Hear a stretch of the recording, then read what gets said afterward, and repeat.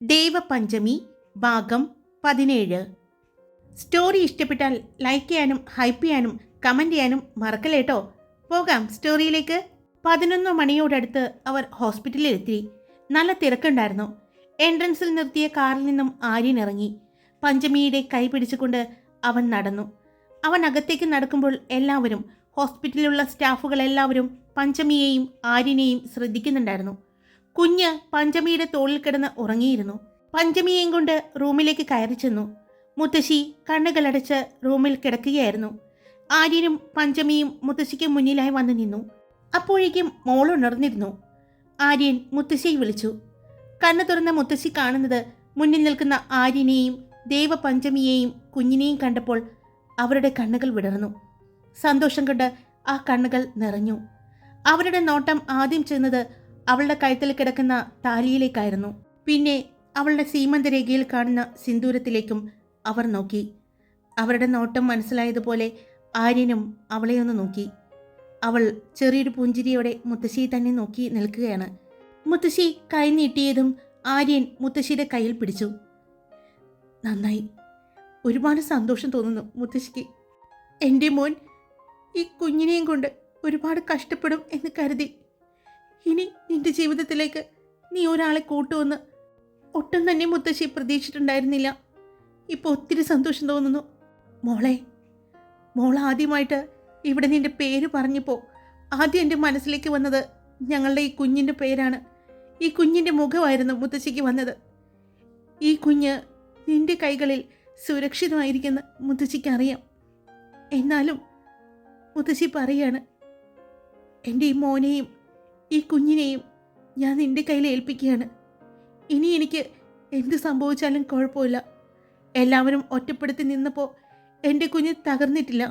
പക്ഷേ എനിക്ക് എന്തെങ്കിലും സംഭവിച്ചാൽ എൻ്റെ കുഞ്ഞ് തകരും. അവൻ ഒറ്റയ്ക്കായി പോവും. എനിക്കറിയാം. ഇനി എനിക്ക് ആ പേടിയില്ല. മുത്തശ്ശി പറഞ്ഞതും ആര്യൻ മുത്തശ്ശിയുടെ കയ്യിൽ മുറുകി പിടിച്ചു. എന്തൊക്കെയാ മുത്തശ്ശി പറയുന്നേ? മുത്തശ്ശിക്ക് ഒന്നും സംഭവിക്കില്ല. ആര്യനുള്ളപ്പോൾ എന്തെങ്കിലും സംഭവിക്കാൻ ഞാൻ അനുവദിക്കുമെന്ന് തോന്നുന്നുണ്ടോ മുത്തശ്ശി? അവൻ പറഞ്ഞതും അതെങ്ങനെയാ മോനെ? ദൈവം വിളിക്കുമ്പോൾ മുത്തശ്ശിക്ക് പോകേണ്ടേ? ദൈവത്തെ തടഞ്ഞു നിർത്താൻ എൻ്റെ ആര്യനെന്നല്ല ആർക്കും സാധിക്കില്ല. സമയമാകുമ്പോൾ മുത്തശ്ശിക്ക് പോകണം. പക്ഷേ സന്തോഷത്തോടു കൂടി ഇനി ഞാൻ പോകും. അത്രേ പറഞ്ഞുള്ളൂ. മതി. ഇതിപ്പോൾ ഞാൻ വിവാഹം കഴിച്ചതാണോ മുത്തശ്ശിക്ക് പ്രശ്നമായത്? അതുകൊണ്ടാണോ മുത്തശ്ശി വേഗം പോകാൻ നോക്കുന്നത്?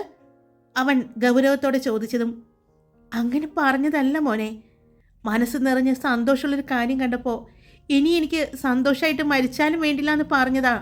അല്ലാതെ ഞാൻ ഇപ്പോൾ തന്നെ മരിക്കുമെന്ന് ഞാൻ പറഞ്ഞിട്ടില്ല. ഇനി എനിക്ക് എൻ്റെ ഈ കുഞ്ഞിന് കൂട്ടായിട്ട് നിൻ്റെ കുഞ്ഞുങ്ങളെ കണ്ടിട്ടേ ഞാൻ പോകൂ. പോരെ? മുത്തശ്ശി അത് പറഞ്ഞതും പഞ്ചമി ഞെട്ടലോടെ ആര്യൻ്റെ മുഖത്തേക്ക് നോക്കി. ആ സമയം ആര്യൻ അവളുടെ മുഖത്ത് നോക്കാതെ മുത്തശ്ശിയുടെ മുഖത്തേക്ക് തന്നെ നോക്കി നിന്നു. മോനെ, ഇത് വീട്ടിൽ പറഞ്ഞോ നീ? മുത്തശ്ശി ചോദിച്ചു. ഇല്ല, ഞാൻ പറഞ്ഞിട്ടില്ല. എനിക്കറിയിക്കേണ്ടത് എൻ്റെ മുത്തശ്ശിയെ മാത്രമാണ്. ഞാൻ അറിയിച്ചിട്ടുണ്ട്. പിന്നെ ബാക്കിയുള്ളവർ ഇപ്പോൾ അറിഞ്ഞു കാണും. അവൻ പറഞ്ഞതും ആര്യൻ്റെ കയ്യിലെ ഫോൺ റിങ് ചെയ്യാൻ തുടങ്ങി. അതിൽ വീരേന്ദ്രനാഥിൻ്റെ പേര് തെളിഞ്ഞതും അവൻ്റെ ചുണ്ടിൽ ഒരു പുച്ഛം നിറഞ്ഞു. അവൻ ആ പുച്ഛ ചിരിയോടെ തന്നെ ഫോണിലേക്ക് നോക്കി. പിന്നെ ഫോൺ സൈലൻ്റ് ആക്കി. ഞാൻ പറഞ്ഞില്ലേ മുത്തശ്ശി, ഞാൻ പറയാതെ തന്നെ എല്ലാവരും അറിയും എന്ന്. അതിൻ്റെ തെളിവാണ്. അവൻ പറഞ്ഞതും വീരേന്ദ്രനാണോ? മുത്തശ്ശി ചോദിച്ചു. അതെ. ഫോൺ എടുക്കും മോനെ, കാര്യം പറയേ. നീ ഇത് പറയാതിരിക്കുന്നത് എന്തിനാണ്? എൻ്റെ ജീവിതത്തിൽ എന്ത് പ്രധാനപ്പെട്ട കാര്യങ്ങളും, അത് സന്തോഷമായിക്കോട്ടെ സങ്കടമായിക്കോട്ടെ, അതറിയേണ്ടത് മുത്തശ്ശിയും പിന്നെ എൻ്റെ സിദ്ധുവും മാത്രമാണ്. മറ്റാരെയും ബോധ്യപ്പെടുത്തേണ്ട ആവശ്യം എനിക്കില്ല. ആര്യൻ പറഞ്ഞു. ബോധ്യപ്പെടുത്തണം മോനെ ആര്യ. ഇനി നിന്റെ ജീവിതത്തിൽ ഉണ്ടാകുന്ന സന്തോഷങ്ങളും സങ്കടങ്ങളും എല്ലാം നീ എന്നെയും സിദ്ധുവിനെയും അല്ല ബോധ്യപ്പെടുത്തേണ്ടത്. നിന്റെ കൂടെ നിൽക്കുന്ന, നിന്റെ നല്ല പാതിയായി നിൽക്കുന്ന ഇവളെയാണ്, നിന്റെ ഭാര്യയാണ്. നിന്റെ സന്തോഷങ്ങളും സുഖങ്ങളും എല്ലാം നിന്റെ ഒപ്പം പങ്കിടാൻ തയ്യാറായി നിൽക്കുന്ന ഈ മോളെ നീ ബോധ്യപ്പെടുത്തണം. നീ ഒരുപാട് മാറണം ആര്യ. ഇത്രയും നാളും ഉള്ളതുപോലെയല്ല ഇനിയുള്ള നിന്റെ ജീവിതത്തിൽ. ഇനി നിന്റെ ജീവിതത്തിൽ നീ ഒറ്റയ്ക്കല്ല. നിന്റെ കൂടെ ഇവളുണ്ട്, നിന്റെ ഈ കുഞ്ഞു മോളുണ്ട്. അതുകൊണ്ട് നീ മാറിയേ പറ്റൂ, മുത്തശ്ശി പറഞ്ഞു. അതിന് ഞാൻ തയ്യാറാണ് മുത്തശ്ശി. ആ മാറ്റത്തിന് മാത്രം ഈ ആര്യൻ തയ്യാറാണ്. മറ്റു മാറ്റങ്ങൾക്കൊന്നും മുത്തശ്ശി എന്നെ നിർബന്ധിക്കണ്ട. ഇപ്പോൾ എങ്ങനെയാണോ അതുപോലെ തന്നെ ബാക്കിയുള്ള കാര്യങ്ങൾ മുന്നോട്ട് പോകും. പക്ഷേ മുത്തശ്ശി ഇപ്പറഞ്ഞ കാര്യം ഞാൻ പരിഗണിക്കുന്നുണ്ട്. അവൻ പറഞ്ഞുകൊണ്ട് ദേവപഞ്ചമിയെ ചേർത്ത് നിർത്തി. അത് കണ്ട മുത്തശ്ശിയുടെ കണ്ണുകൾ വിടർന്നു. ഒത്തിരി സന്തോഷത്തോടെ അവർ ആര്യൻ ചേർത്ത് പിടിച്ചു നിൽക്കുന്ന പഞ്ചമിയെയും അവരുടെ ഇടയിലായി നിൽക്കുന്ന ആ കുഞ്ഞു മോളെയും നോക്കി. ദേവ മുത്തശ്ശിയുടെ അടുത്തേക്ക് വന്നു. മുത്തശ്ശിയുടെ കാലിൽ തൊട്ട് അനുഗ്രഹം വാങ്ങി. ആ സമയം തന്നെയായിരുന്നു ആര്യനും മുത്തശ്ശിയുടെ കാലിൽ തൊട്ടത്. അത് ശരിക്കും മുത്തശ്ശിക്ക് ഒരത്ഭുതമായിരുന്നു. ഒരിക്കലും ആര്യനിൽ നിന്നും അങ്ങനൊരു കാര്യം അവർ പ്രതീക്ഷിച്ചിട്ടുണ്ടായിരുന്നില്ല. ഇതുവരെ അങ്ങനെ സംഭവിച്ചിട്ടില്ല എന്നുള്ളതാണ് സത്യം. നിറഞ്ഞ മനസ്സോടെ തന്നെ ആ രണ്ടു പേരെയും അവർ അനുഗ്രഹിച്ചു. അപ്പോഴാണ് ആര്യനും പഞ്ചമിയും പിടിച്ചിരിക്കുന്ന മുത്തശ്ശിയുടെ കാലിനടുത്തേക്ക് അവർ ചെയ്തതുപോലെ തന്നെ ഒരു കുഞ്ഞിക്കൈ വന്നത്. അത് കണ്ടതും മുത്തശ്ശി ചിരിച്ചു. പഞ്ചമി കുഞ്ഞിനെ നോക്കി. ആഹാ, മോൾക്കും വേണോ അനുഗ്രഹം? അച്ഛൻ്റെയും അമ്മയുടെയും ഒപ്പം തന്നെ അനുഗ്രഹം വാങ്ങിക്കുകയാണോ മുത്തശ്ശിയുടെ പെണ്ണ്? അനുഗ്രഹിച്ചിരിക്കുന്നു കേട്ടോ. എൻ്റെ കുഞ്ഞ് ഈ അച്ഛൻ്റെയും അമ്മയുടെയും കൂടെ ഒരുപാട് വർഷം എൻ്റെ ഈ കുഞ്ഞിപ്പെണ്ണ് സന്തോഷത്തോടെ ഇരിക്കാൻ മുത്തശ്ശി ദൈവത്തോട് പ്രാർത്ഥിക്കാം കേട്ടോ. മുത്തശ്ശിയുടെ അനുഗ്രഹം എപ്പോഴും ഉണ്ടാവും എൻ്റെ മക്കളുടെ കൂടെ. സന്തോഷത്താൽ നിറഞ്ഞൊഴുകുന്ന കണ്ണുകളോടെയാണ് അവർ അത് പറഞ്ഞത്. അപ്പോഴും ആര്യൻ്റെ ഫോൺ റിങ് ചെയ്യുന്നുണ്ട്. അതറിഞ്ഞിട്ടും അറിയാത്തതുപോലെ അവൻ അവിടെ നിന്നും പുറത്തേക്ക് ഇറങ്ങിപ്പോയി. അവൻ ലിവിംഗ് റൂമിലേക്കാണ് പോയത്. അവിടെയുള്ള സോഫയിൽ പോയിരുന്നു. ആ സമയം പഞ്ചമിയുടെ ശ്രദ്ധ മുഴുവനും മുത്തശ്ശി പറഞ്ഞ അമ്മ എന്ന ആ വാക്കിലായിരുന്നു. അച്ഛനും അമ്മയും.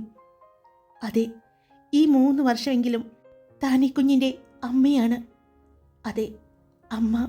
നാഗപഞ്ചമി എന്ന ഈ മകളുടെ അമ്മ ദേവപഞ്ചമി. അവൾ മനസ്സിൽ ഉരുവിട്ടു. മുത്തശ്ശിക്ക് കഴിക്കാൻ എന്തെങ്കിലും തരട്ടെ? അവൾ ചോദിച്ചു. ഞാൻ കഴിച്ചു മോളെ. നിങ്ങൾ എന്തെങ്കിലും കഴിച്ചായിരുന്നോ? മുത്തശ്ശി ചോദിച്ചു. കഴിച്ചു.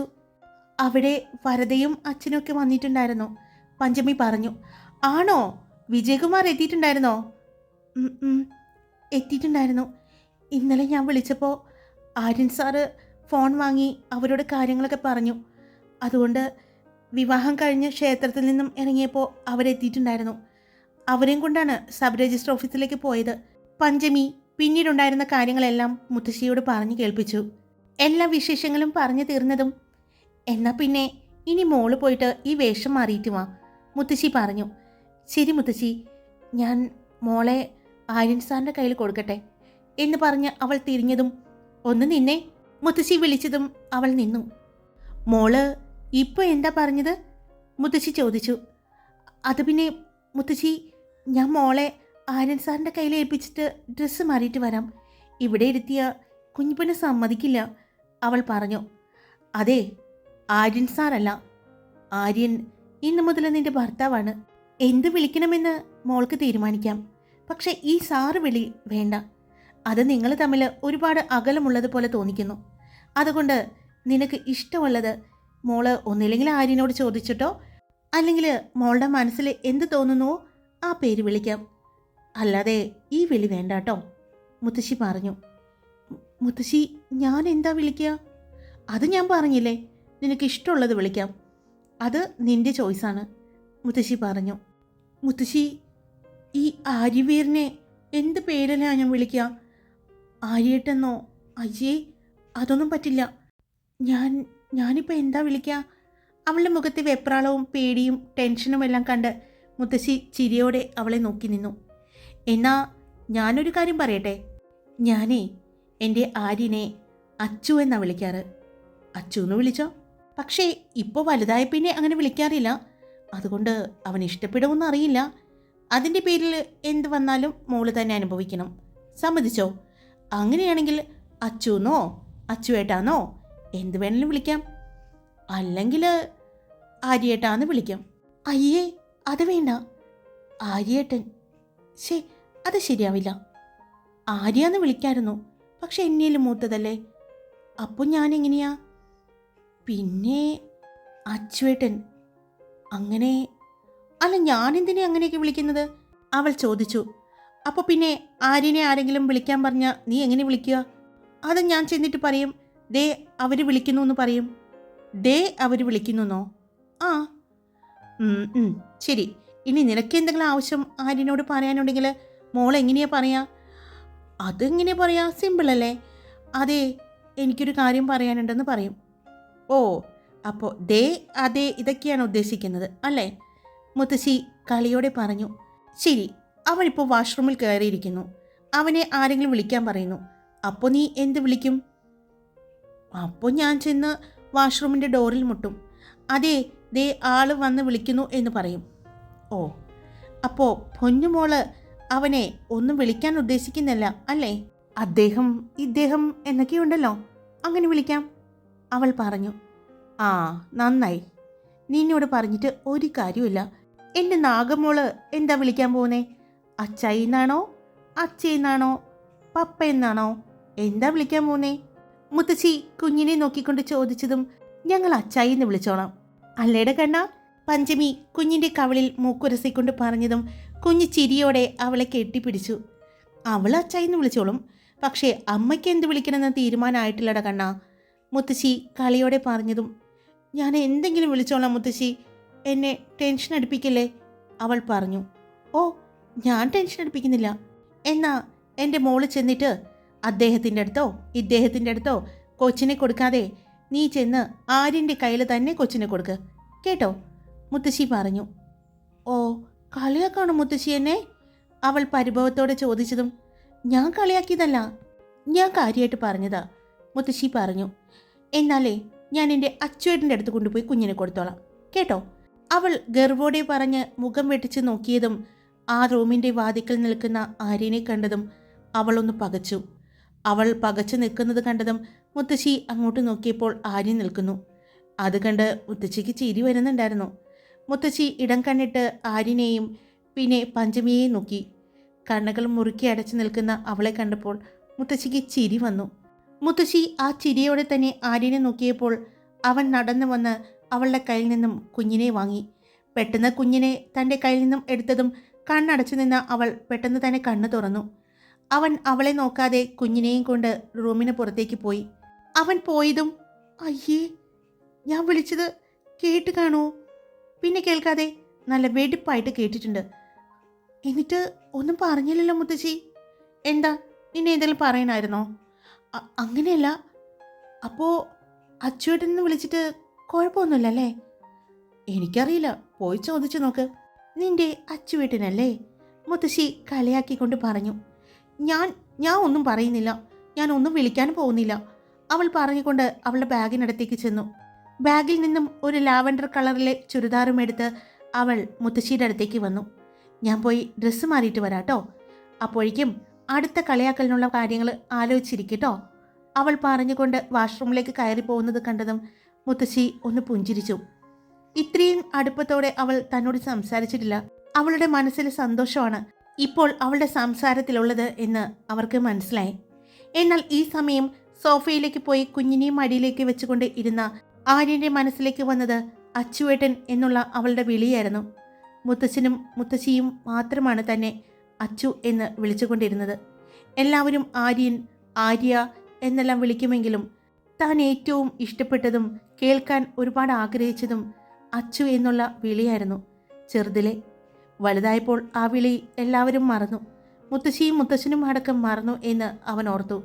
പക്ഷേ ഇന്ന് അവളുടെ വായിൽ നിന്നും അച്ചുവേട്ടൻ എന്നുള്ള വിളി കേട്ടപ്പോൾ അവന് എന്താണ് മനസ്സിൽ തോന്നിയതെന്ന് അറിയില്ല. ആ സമയമാണ് അവൻ്റെ ഫോൺ റിങ് ചെയ്തത്. അത് സിദ്ധാർത്ഥാണ് എന്ന് മനസ്സിലായതും അവൻ ഫോൺ എടുത്തു. എൻ്റെ പൊന്നാര്യ, നീ ഫോൺ എടുക്കാതിരിക്കല്ലേ, എന്നെ വീട്ടിലുള്ളവർ വിളിച്ചുകൊണ്ടിരിക്കുകയാണ്. നിൻ്റെ വീട്ടിലുള്ളവർ മാത്രമല്ല, ഏതൊക്കെയോ ആളുകൾ. എനിക്ക് മര്യാദയ്ക്ക് കേസ് ഒന്ന് റെഫർ ചെയ്യാൻ പോലും പറ്റുന്നില്ല. നിൻ്റെ കേസ് തന്നെയാണ് ഞാൻ നോക്കിക്കൊണ്ടിരിക്കുന്നത്. വെറുതെ എന്നെ പൊല്ലാപ്പിലാക്കല്ലേ. ഒന്നുമില്ലെങ്കിലും നീ വീട്ടിൽ വിളിച്ചെങ്കിലും കാര്യം പറയും, അല്ലെങ്കിൽ അവർ വിളിക്കുമ്പോൾ നീ എടുത്ത് സംസാരിക്കുക. എനിക്ക് ഇരിക്കപ്പുറത്ത് തരുന്നില്ലടാ. പ്ലീസ് ആര്യ, ഒന്നെടുക്ക് നീ ഫോൺ. ഞാൻ നോക്കിക്കോളാം, നീ വെച്ചോ എന്ന് പറഞ്ഞ് ആര്യൻ ഫോൺ കട്ട് ചെയ്തു. സിദ്ധാർത്ഥിൻ്റെ ഫോൺ കട്ട് ചെയ്ത ഉടനെ അവൻ്റെ ഫോണിലേക്ക് വീണ്ടും അച്ഛൻ്റെ കോള് വന്നു. അവൻ ഫോൺ എടുത്തു. അവൻ്റെ മൂക്കിലും കവിളിലുമെല്ലാം കുഞ്ഞ് തൊടുന്നുണ്ട്. ആര്യ, എന്തൊക്കെയാ കേൾക്കുന്നത്? നിന്റെ വിവാഹം കഴിഞ്ഞോ? മറുഭാഗത്ത് നിന്നുള്ള ചോദ്യം കേട്ടതും ആ കഴിഞ്ഞു. നീ നീ എന്തൊക്കെയാ കാണിക്കുന്നത്? ആ കുട്ടി അമ്മയെ നോക്കാൻ വന്ന കുട്ടിയല്ലേ? അതെ, മുത്തശ്ശിയെ നോക്കാൻ വന്ന കുട്ടി തന്നെയാണ്. ദേവപഞ്ചമി, ദേവപഞ്ചമി ആര്യവീർ. ഇത് ശരിയാവില്ല ആര്യ. നീ ഞങ്ങളോടുള്ള ദേഷ്യത്തിന്, ഞങ്ങളോട് പക വീട്ടാൻ വേണ്ടി ചെയ്യുന്ന കാര്യങ്ങളാണ് ഇതെല്ലാം. എന്തിന്? ഞാൻ എന്തിന് നിങ്ങളോട് പക വീട്ടണം? ഞാൻ എന്തിന് നിങ്ങളോട് ദേഷ്യം കാണിക്കണം? അതും എൻ്റെ ജീവിതം വെച്ച്? ഒരിക്കലും ചെയ്യില്ല. ഞാൻ എൻ്റെ ജീവിതത്തിൽ എടുത്ത തീരുമാനങ്ങളൊന്നും തെറ്റിയിട്ടില്ല. പക്ഷേ നിങ്ങൾ എൻ്റെ മേൽ അടിച്ചേൽപ്പിച്ച തീരുമാനം തെറ്റായിരുന്നു. ആ തെറ്റിൻ്റെ ശിക്ഷ അനുഭവിച്ച് ഒരുപാട് കഴിഞ്ഞതാണ്. അതുകൊണ്ട് തന്നെയാണ് എൻ്റെ കാര്യത്തിൽ തീരുമാനം എടുക്കാനുള്ള നിങ്ങളുടെ എല്ലാവരുടെയും അവകാശം ഞാൻ തിരിച്ചെടുത്തത്. ഇനി എൻ്റെ ജീവിതത്തിൽ ഞാൻ മാത്രമായിരിക്കും തീരുമാനമെടുക്കുന്നത്. ഇന്നു മുതൽ എൻ്റെ ജീവിതത്തിൽ ഒരാൾ കൂടി കടന്നു വന്നിരിക്കുന്നു, ദേവപഞ്ചമി ആര്യവീർ. അവൾ കൂടിയായിരിക്കും ഇനി എൻ്റെ കാര്യത്തിൽ തീരുമാനങ്ങൾ എടുക്കുന്നത്. എൻ്റെ കാര്യത്തിൽ മാത്രമല്ല, എൻ്റെ കുഞ്ഞ് നാഗപഞ്ചമിയുടെ കാര്യത്തിലും തീരുമാനമെടുക്കാനുള്ള അവകാശം ഇനി ഞാൻ അവൾക്ക് മാത്രമേ കൊടുക്കൂ. അവൻ അത് പറയുന്ന സമയത്താണ് അങ്ങോട്ട് ദേവപഞ്ചമി വരുന്നത്. അത് കേട്ട അവൾ ആദ്യം ഒന്ന് തറഞ്ഞു നിന്നു. പിന്നെ ആര്യൻ്റെ അടുത്തേക്ക് നടന്നു. അവൻ അവളെ കണ്ടിരുന്നു. ഇനി എന്തെങ്കിലും സംശയമുണ്ടോ നിങ്ങൾക്ക്? എന്തെങ്കിലും സംശയമുണ്ടെങ്കിൽ ഇങ്ങോട്ട് വരാം. ഞാനും എൻ്റെ ഭാര്യയും എൻ്റെ കുഞ്ഞും ഇവിടെ തന്നെയുണ്ട്, മുത്തശ്ശിയുടെ അടുത്ത്. അതുകൊണ്ട് എന്തെങ്കിലും ഇനി ചോദിക്കാനുണ്ടെങ്കിൽ നേരിട്ടാവാം ഇവിടെ വന്ന്. അല്ലെങ്കിൽ 2 ദിവസം കഴിഞ്ഞ് ഞാൻ മുത്തശ്ശിയെയും കൂട്ടി പുലിക്കാട്ടിലേക്ക് വരും. കൂടെ എൻ്റെ ഭാര്യയും കുഞ്ഞും ഉണ്ടാകും. അപ്പോൾ സംസാരിച്ചാൽ പോരെ? അതുവരെ ക്ഷമിക്കാൻ പറ്റില്ലേ പുലിക്കാട്ടിൽ വീട്ടിലുള്ളവർക്ക്? അവിടെ നിങ്ങൾക്ക് ചുറ്റും കൂടിയിരിക്കുന്നവരോട് പറഞ്ഞോളൂ, സംസാരിക്കാൻ ഞാൻ നിങ്ങളുടെ അടുത്തേക്ക് വരുന്നുണ്ട്. അപ്പോൾ ഞാൻ നിങ്ങളുടെ ചോദ്യങ്ങൾക്കുള്ള മറുപടി തരാം. അതുവരെ ക്ഷമയോടെ പുലിക്കാട്ടിൽ വീരേന്ദ്രനാഥ് അടക്കം എല്ലാവരും കാത്തിരിക്കുക. ഇനി എന്നെക്കുറിച്ചുള്ള കാര്യങ്ങൾ അറിയാൻ സിദ്ധുവിനെ വിളിച്ച് ശല്യപ്പെടുത്തണമെന്നില്ല, കേട്ടല്ലോ എന്ന് പറഞ്ഞ് ആര്യൻ ഫോൺ കട്ട് ചെയ്തു. ആ സമയം തന്നെ പഞ്ചമി അവൻ്റെ മടിയിലിരുന്ന കുഞ്ഞിനെയും എടുത്തുകൊണ്ട് അവിടെ നിന്നും മാറിപ്പോയിരുന്നു. ഹായ്, എല്ലാവരും സുഖമായിട്ടിരിക്കുന്നോ? ഞാൻ സുഖമായിട്ടിരിക്കുന്നു. അപ്പോൾ സ്റ്റോറി ഇട്ടിട്ടുണ്ട്. ഇഷ്ടപ്പെട്ടാൽ ലൈക്ക് ചെയ്യാനും നിങ്ങളുടെ അഭിപ്രായങ്ങൾ കമൻറ്റ് ചെയ്യാനും സബ്സ്ക്രൈബ് ചെയ്യാതെ കേൾക്കുന്നവരുണ്ടെങ്കിൽ ഒന്ന് സബ്സ്ക്രൈബ് ചെയ്ത് സപ്പോർട്ട് ചെയ്തേക്കണേ. Love you all. It's me Karthika.